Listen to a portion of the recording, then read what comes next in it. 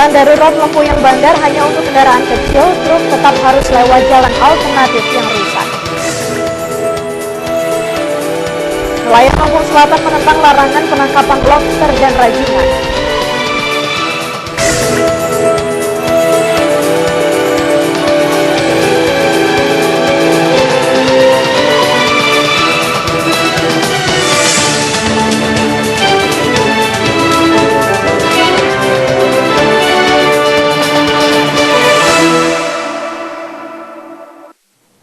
Selamat siang pemirsa, kita berjumpa lagi dalam program Informasi Sekitar Lampung. Kami menyajikan informasi menarik tentang berbagai peristiwa serta dinamika pembangunan di Lampung. Pemirsa, berbagai dampak buruk putusnya jembatan Lempuyang Bandar di Lampung Tengah masih menjadi sajian utama hari ini. Perbaikan jembatan Lempuyang Bandar yang putus bakal memakan waktu lama, sementara jembatan darurat hanya untuk kendaraan kecil. Kendaraan harus melalui jalan alternatif dengan jarak yang lebih jauh sehingga biaya transportasi membengkak. Pemirsa, bersama saya Rani Oktarina, inilah Sekitar Lampung selengkapnya.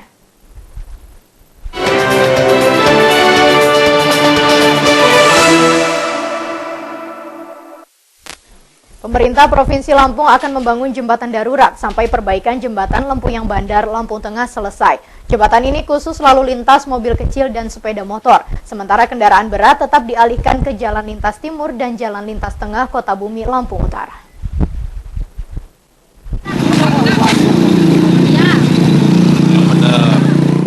Pemerintah Provinsi Lampung menjadwalkan pembangunan jembatan darurat dalam 3 pekan. Jembatan ini berfungsi sementara pasca ambruknya jembatan Lempuyang Bandar, Kecamatan Way Pengubuan, Selasa lalu. Pengiriman konstruksi jembatan paling lama 3 hari dan pengerjaannya 2 hingga 3 pekan. Jembatan darurat dapat mengurangi penumpukan kendaraan. Kapasitas jembatan ini terbatas bagi mobil kecil serta sepeda motor. Sementara kendaraan berat seperti truk dan bus tetap dialihkan ke lintas timur serta jalan lintas tengah Kota Bumi. Kepala Dinas Bina Marga Lampung Budi Darmawan mengatakan perbaikan jembatan ini menunggu pembahasan APBN perubahan tahun 2015. 3 hari ke depan dari Kementerian akan mengirimkan jembatan darurat. Jembatan darurat yaitu jembatan Bailey untuk dipasang di lokasi ini untuk mengatasi lumpuhnya alur distribusi terutama kendaraan roda 4 tapi yang ringan. Jadi kalau untuk jembatan Bailey hanya bisa untuk beban yang ringan. 2-3 hari akan dikirimkan, setelah sampai pemasangannya akan memakan waktu sekitar 2-3 minggu. Pemerintah tidak langsung membangun jembatan Lempuyang Bandar karena belum masuk anggaran. Pembangunan menggunakan anggaran pusat karena jembatan dan jalan lintas tengah merupakan tanggung jawab pemerintah pusat. Dari Lampung Tengah, Roy Emperliolim dan Ferry Saputra melaporkan. Truk tronton penyebab patahnya jembatan Lempuyang Bandar Lampung Tengah hanya dikenai sanksi tilang karena kelebihan muatan. Kendaraan berat ini melanggar tonase namun diloloskan oleh jembatan timbang perbatasan Mesuji Ogan Komering Ilir, Sumatera Selatan.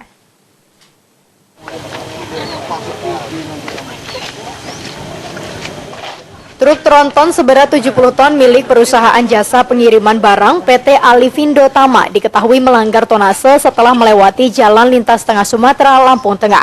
Tonase kendaraan mencapai 70 ton dan mengakibatkan jembatan Lempuyang Bandar ambruk. Tronton masih menyangkut di sisi selatan jembatan.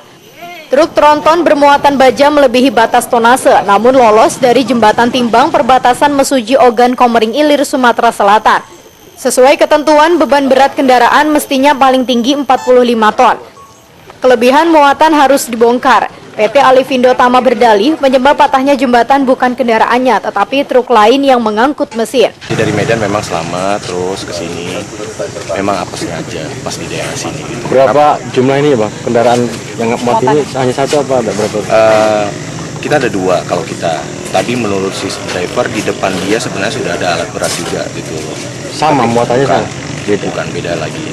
Dia selamat, kita nggak selamat. Jadi kita udah berusaha naik. Dia udah ngerasa bakal akan terjadi, makanya dia berusaha untuk naik terus. Jadi hanya kepala aja yang selamat, buntutnya selamat. Sopir truk PT Alivindo Tama hanya dikenai sanksi tilang. Polisi mengimbau truk-truk bermuatan lebih agar berkoordinasi dengan kepolisian. Kendaraan berat akan dialihkan ke rute lain untuk menghindari kerusakan jalan dan jembatan. Kendaraan ini pelanggarannya hanya pelanggaran overload muatan. Kami juga tidak bisa berbuat banyak. Kalau pelanggarannya itu kita hanya bisa melakukan tilang kepada kendaraan ini. Yang seharusnya kendaraan muatan berat seperti ini harus sudah melewati jembatan timbang. Dan seandainya overload, tentunya kendaraan ini tidak bisa dijalankan karena kekuatan daripada jalan lebih berat daripada kekuatan kendaraan tersebut. Jadi tentunya akan merusak jalan. Dan kalau toh itu tetap harus dilaksanakan, harusnya mereka berkoordinasi dengan semua yang akan dilintasi atau dilewati, terutama pada Polri, karena menyangkut mungkin termasuk pengawalan daripada kendaraan berat itu, kemudian arus mana yang harus dilewatkan. Saksi mata menyatakan lalu lintas kendaraan berat seperti truk dan bus setiap hari ramai melewati jembatan Lempuyang Bandar. Jembatan tidak menunjukkan tanda-tanda kerusakan hingga patah saat tronton bermuatan baja tepat di atasnya. Dari Lampung Tengah, Roy Empergioli dan Ferry Syahputra melaporkan. Pemirsa, biaya transportasi lintas Sumatera Jawa membengkak Rp500.000 hingga Rp1.000.000 sejak jembatan Lempuyang Bandar Lampung Tengah ambruk. Arus truk-truk berat dialihkan ke jalan alternatif sehingga memboroskan bahan bakar minyak.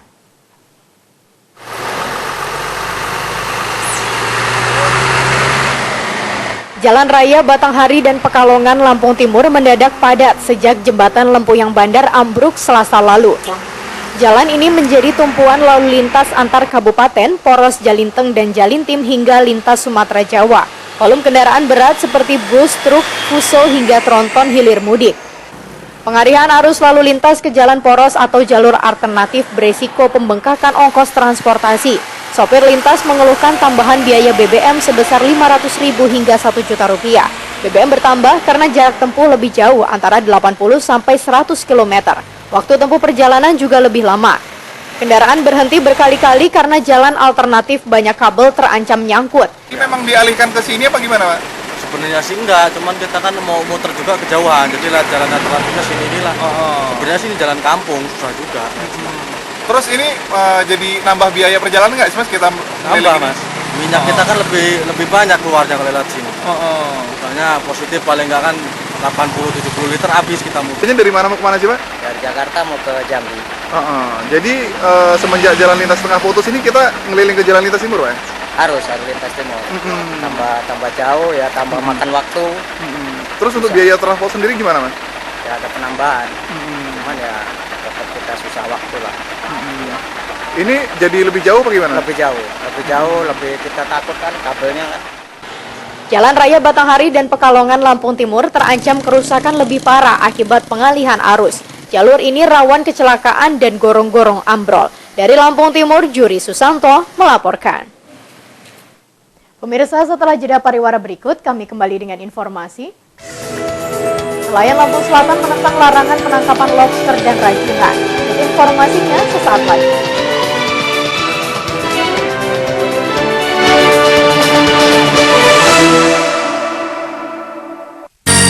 Untuk menghasilkan kue tradisional yang terbaik, saya pasti hanya menggunakan tepung beras dan tepung ketan Rose Brand.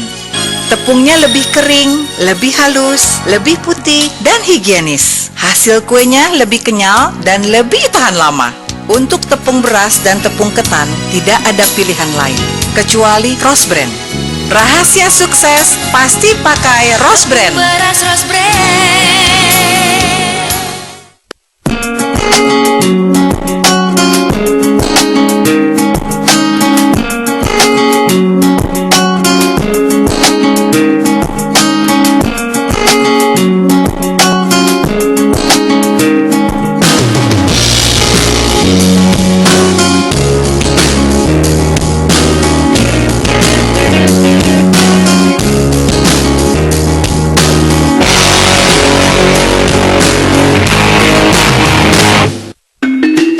Pilihan cerdas, nikmat dan sehat, minyak goreng Rose Brand. Minyak goreng non-kolesterol, tanpa bahan pengawet, dengan proses 2 kali penyaringan. Mengandung vitamin E, beta-karoten, dan omega-9 yang membantu menurunkan kadar kolesterol. Masakan lebih gurih, lebih lezat, dan lebih sehat. Nikmat abis.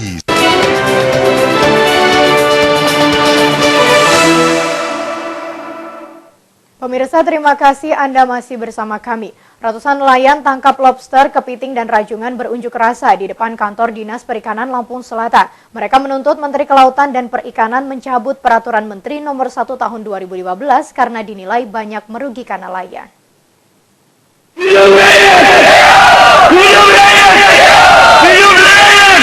Agar aspirasinya didengar, para nelayan lobster dari Kecamatan Kalianda, Bakauheni, dan Kecamatan Rajabasa ini melakukan unjuk rasa di 3 tempat, yakni di Tugu Agdipura Kalianda, Dinas Perikanan dan Kelautan Lampung Selatan, dan kantor DPRD. Di 3 tempat ini, nelayan menuntut pemerintah membatalkan Peraturan Menteri Kelautan dan Perikanan Nomor 1 Tahun 2015 yang berisi larangan bagi nelayan menangkap lobster, kepiting, dan rajungan berukuran kecil. Bagi nelayan, peraturan ini membatasi kebebasan mereka untuk mendapatkan hasil tangkapan. Permen ini dinilai memperkecil pendapatan nelayan yang selama ini hanya sedikit menjadi lebih sedikit lagi. Jelas tidak, artinya Menteri mengeluarkan peraturan itu tidak memikirkan hak rakyatnya yang tertinggal. Itu yang dinamakan Menteri yang berpihak kepada masyarakat. Pengunjuk rasa meminta Menteri Susi Pujiastuti mencabut peraturan yang sudah dibuat dan menggantikan dengan aturan yang lebih pro nelayan kecil. Para nelayan berharap pemerintah tidak hanya bekerja untuk meraih pencitraan, tetapi benar-benar bekerja untuk mensejahterakan seluruh rakyat, baik petani, nelayan maupun buruh kecil. Dari Lampung Selatan, Hairullah Aka melaporkan. Pemirsa, sebuah rumah di kawasan padat penduduk di Jalan Ikan Layur, Teluk Betung Selatan, Bandar Lampung terbakar. Percikan api dari korsleting listrik tiba-tiba membesar dan menghanguskan isi rumah. Warga sekitar lokasi berhasil memadamkan api dan mencegah kebakaran meluas. Kalau panas ya, Pak? Kebakaran ini terjadi Kamis siang ketika pemilik rumah Yusnidar hendak menyetrika pakaian di dalam kamar. Api yang bersumber dari kabel listrik yang terbakar cepat membesar dan menjalar ke seluruh bagian rumah. Warga di sekitar lokasi kejadian dengan cekatan berhasil memadamkan api dengan peralatan seadanya. Warga bahu-membahu mencegah kebakaran meluas ke permukiman penduduk lainnya. Pemilik rumah yang terlihat shock menduga api berasal dari kabel listrik yang terbakar saat ia sedang menyetrika pakaian di dalam kamar. Menurut Yusnidar, api begitu cepat membesar dan menghanguskan seisi rumah. Konslet, Pak. Konslet, keluar api. Iya, bisa membakar, tapi udah tertarik kosokan saya. Gede apinya langsung. Gede merasap ke atas. Tadi apinya sempat gede di dalam. Itu habis semua, Pak. Plafon di belakang habis. Kasur habis, Pak. Untuk memastikan api di dalam rumah benar-benar telah padam, puluhan petugas pemadam kebakaran dari Badan Penanggulangan Bencana Daerah Kota Bandar Lampung kembali melakukan pemadaman dengan menurunkan 2 mobil pemadam. Kalau BPBD selagi selang ini kita nyampe, kita nggak ada kesulitan. Tadi nggak ada kesulitan ya? Nggak ada kesulitan, tetap kita. Kalau masih di bawah 300 meter ya. Kalau dia sudah di atas 300 meter, kita nyambungin selang gitu. 2 mobil ya? 2 mobil kita kerahin ini. Sementara Wali Kota Bandar Lampung Herman Naen langsung meninjau lokasi kejadian. Wali Kota memberikan bantuan uang kepada korban kebakaran untuk membantu meringankan beban keluarga korban. Tidak ada korban jiwa dalam peristiwa ini, namun kerugian diperkirakan mencapai puluhan juta rupiah. Dari Bandar Lampung, Andres Afandi melaporkan. Belasan warga Lampung Utara saat ini menderita demam berdarah. Dinas Kesehatan mengimbau warga turut memberantas sarang nyamuk. Penanggulangan wabah sudah mendesak karena 5 kecamatan masuk endemis demam berdarah.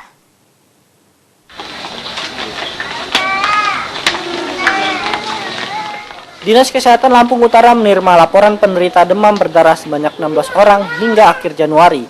9 orang terkena pada awal Januari dan sisanya pada pekan ketiga. Penderita tersebar di beberapa kecamatan.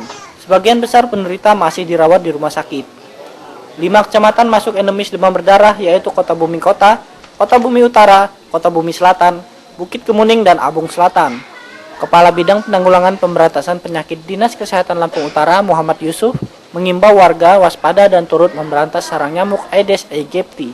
Ya, ke belakang dulu tahun 2014 ini kita ada 56 kasus dari Januari sampai Desember 2014. Kemudian pada tahun 2015 ini bulan Januari tercatat sampai dengan hari kemarin 9 dan pada hari ini masuk laporan kasus DBD dari rumah sakit 7 orang. Jadi jumlah totalnya untuk tahun 2015 pada bulan Januari ini ada 16 kasus.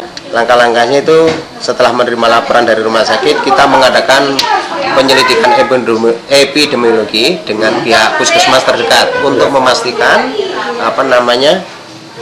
kasus itu betul-betul terjadi di sana.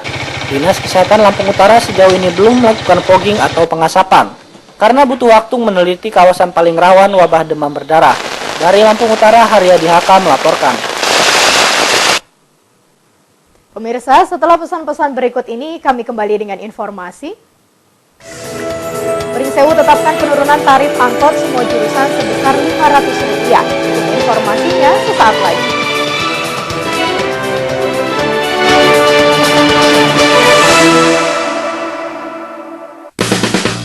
Satu yang kusuka cuma bihun Rose Brand. Oh bihun Rose Brand. Nikmat tak terkira hanya bihun Rose Brand. Oh bihun Rose Brand. Bihun Rose Brand semua suka. Rose Brand lezat tak terkira. Bihun Rose Brand, bihun kita semua.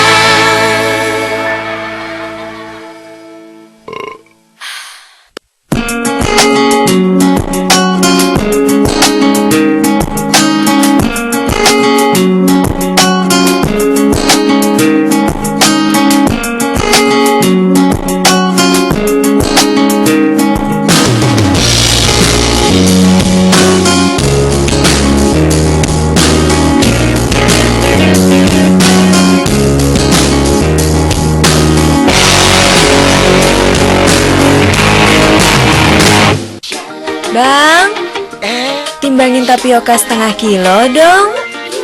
Nggak perlu ditimbang, Neng. Tapioka Rose Brand ada yang kemasan setengah kiloan. Praktis, pasti pas.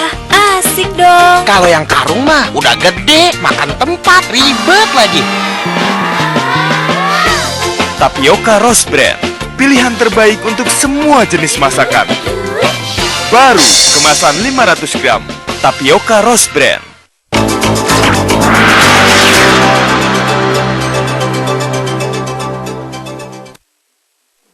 Pemirsa, terima kasih Anda masih bersama kami. Pemerintah Kabupaten Pringsewu menetapkan penurunan tarif angkutan pedesaan Rp500 untuk semua trayek. Tarif baru tersebut merupakan hasil kesepakatan rapat antara pemerintah dan Organda setelah pemerintah pusat menurunkan harga BBM pada 19 Januari lalu.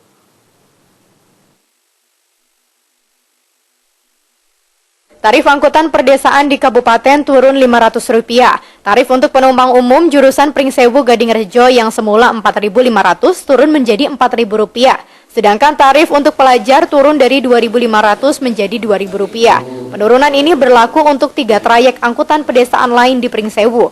Pemerintah Kabupaten Pringsewu menetapkan tarif baru angkutan pedesaan untuk menyesuaikan dengan penurunan harga BBM 2 kali. Dengan penurunan tarif angkutan ini diharapkan beban masyarakat akan berkurang. Hubungan serta permintaan masyarakat agar tarif angkutan umum diturunkan, maka pada hari ini kami peserta rapat sepakat untuk menurunkan tarif angkutan umum dalam trayek sebesar Rp500 dari tarif yang berlaku saat ini. Menyikapi penurunan tarif angkutan pedesaan ini, Ketua DPC Organda Pringsewu, Leswanda Putra, segera melakukan sosialisasi kepada para pengelola angkutan. Di antaranya dengan mengeluarkan stiker tarif resmi baru untuk ditempelkan pada angkutan pedesaan di seluruh Pringsewu. Maka ini juga yang mengaruh kepada mungkin tidak keberatan, Mas. Untuk turun 500. Masalah kita tetap prakteknya segini, Mas. Ya. Itu masalah Dari Pringsewu, Indra Siregar melaporkan. Bupati Pringsewu Sujadi membuka pelatihan bidang pertanian bagi Bintara Pembina Desa dan penyuluh pertanian. Kegiatan yang dilaksanakan di Aula Kantor Pemkab Pringsewu ini diikuti para babinsa dan penyuluh lapangan. Pemerintah Kabupaten Pringsewu melakukan kerjasama dengan TNI untuk mendukung peningkatan ketahanan pangan. Untuk itu, Pemkab menggelar pelatihan pertanian bagi babinsa dan penyuluh pertanian. Pembukaan pelatihan pertanian ini dihadiri Bupati Sujadi PLT Sekretaris Kabupaten Dr. Edarwan, dan Dim 0424 Letkol Kristome Sianturi, Perwira Penghubung Mayor Franky, para dan Ramil dan peserta pelatihan. Dalam sambutannya, Bupati Pringsewu Sujadi menjelaskan, pemerintah telah mengalokasikan bantuan bagi petani dengan konsep pemberdayaan kelompok tani sebagai upaya mencapai kedaulatan pangan. Yang tadi Kabupaten Pringsewu. Kemudian kita juga akan lihat regulasinya, aturannya seperti apa. Sementara Dandim 0424 Letkol Kristome Sianturi menyatakan, dalam kegiatan ini, anggota TNI yang diperbantukan dalam bidang pertanian akan melaksanakan kegiatan sesuai pedoman. TNI akan memberikan dukungan berupa bantuan tenaga personil sebagai pendamping dan penyuluh, sarana dan prasarana sesuai dengan kebutuhan petani. Selain itu, TNI akan melakukan pengawasan dan evaluasi terhadap pelaksanaan kegiatan bidang pertanian. Saat ini jumlah personil Babinsa yang bertugas di wilayah Pringsewu berjumlah 105 orang. Meskipun jumlah ini belum memenuhi kuota satu desa satu Babinsa, seluruh jajaran Kodim 0424 siap mendukung peningkatan ketahanan pangan nasional, termasuk di Pringsewu. Babinsa di sini untuk unsur TNI di sini kita hanya mengawal, mendampingi para penyuluh tadi di lapangan. Dari Pringsewu, Indra Siregar melaporkan. Wali Kota Herman HN menyerahkan 38 sertifikat lahan Prona secara gratis di Kelurahan Sukadanaham, Tanjung Karang Barat, Kamis pagi. Dengan sertifikat tanah ini, Wali Kota mengharapkan warga dapat menggunakan sebagai modal usaha. Kehadiran Wali Kota Herman HN ke Kelurahan Sukadanaham mendapat sambutan antusias dari warga. Puluhan warga berkumpul untuk mendapatkan sertifikat gratis. Pada kesempatan ini, Wali Kota menyerahkan 38 sertifikat kepada masyarakat Sukadanaham Kampung Raya dan Susunan Baru. Wali Kota didampingi Kasih Pemberdayaan BPN Bandar Lampung Sohadi, Asisten 1 Bidang Pemerintahan Pemkot Dedi Amrullah, dan Camat Tanjung Karang Barat Nazura Idawati. Dalam sambutannya, Wali Kota menjanjikan akan mengupayakan sertifikasi lahan secara gratis dalam jumlah lebih banyak. 38 sertifikat yang diserahkan kepada warga sekarang ini merupakan program sertifikat gratis tahun 2014. Dan disimpan baik-baik untuk nenek cucunya atau anaknya. Pada kesempatan ini, salah seorang penerima sertifikat tanah, Tohari, mengucapkan banyak terima kasih kepada pemerintah Kota Bandar Lampung. Dengan adanya sertifikat, warga merasa senang karena memiliki kepastian hukum atas lahan yang dimilikinya.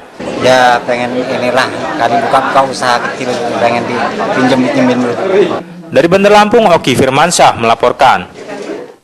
Pada hari yang sama, rombongan Wali Kota Herman HN juga bertandang ke Kelurahan Pinang Jaya Kemiling. Di kelurahan tersebut, Herman HN menyerahkan 79 sertifikat gratis kepada masyarakat berpenghasilan rendah dari Kementerian Perumahan Rakyat.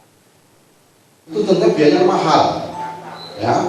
Di Kelurahan Pinang Jaya, rombongan Wali Kota Herman HN juga mendapat sambutan hangat dari aparat kelurahan dan warga penerima sertifikat. Pada kunjungan ini, Wali Kota didampingi Asisten 1 Dedi Amrullah dan Kasih Pemberdayaan dan Penggalian Tanah BPN Suhadi. Pada kesempatan ini, Wali Kota berpesan kepada masyarakat agar sertifikat yang telah diterima disimpan dengan baik. Sertifikat merupakan tanda bukti kepemilikan tanah yang dapat mencegah terjadinya sengketa tanah. Selain itu, sertifikat tanah bisa digadaikan untuk pemodalan usaha. Pada pagi hari ini, kita membagikan sertifikat, ada 79 sertifikat di Kecamatan Kemiling. Selain menyerahkan sertifikat tanah di Sukadanaham dan Pinang Jaya, Wali Kota juga menyerahkan sertifikat bagi warga Kota Karang, Kecamatan Teluk Betung Timur. Di kelurahan ini, 39 sertifikat diserahkan kepada warga.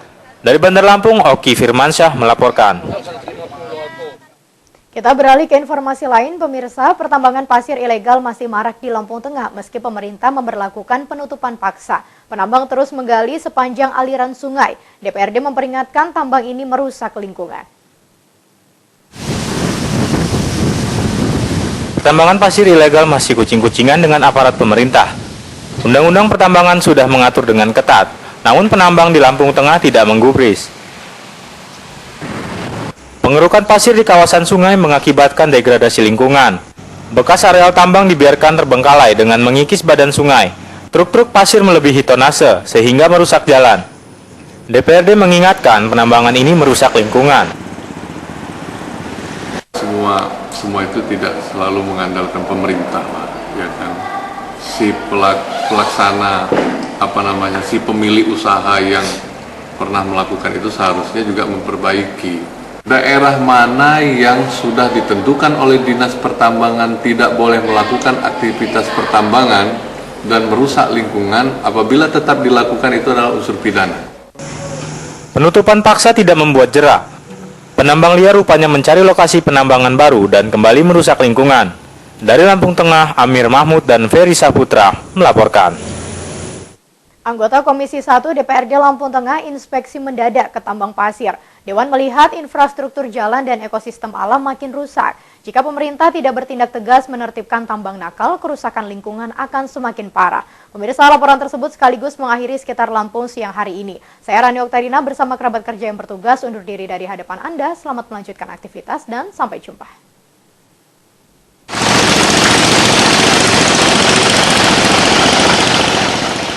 Inilah kondisi pertambangan pasir yang berada di Bandar Jaya Timur, Lampung Tengah. Pasir yang digali terus-menerus setiap hari membuat sungai menjadi seperti danau.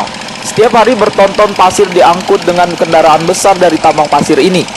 Meski warga sering mengadu ke pemerintah desa dan kabupaten, tambang pasir ini masih tetap beroperasi dan tak ada tindakan tegas dari pemerintah.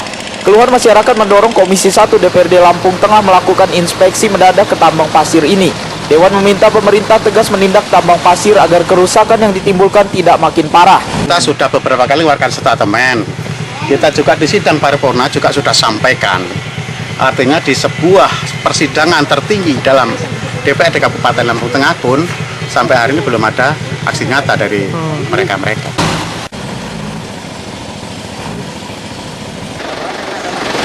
Amir Mahmud dan Ferry Saputra melaporkan.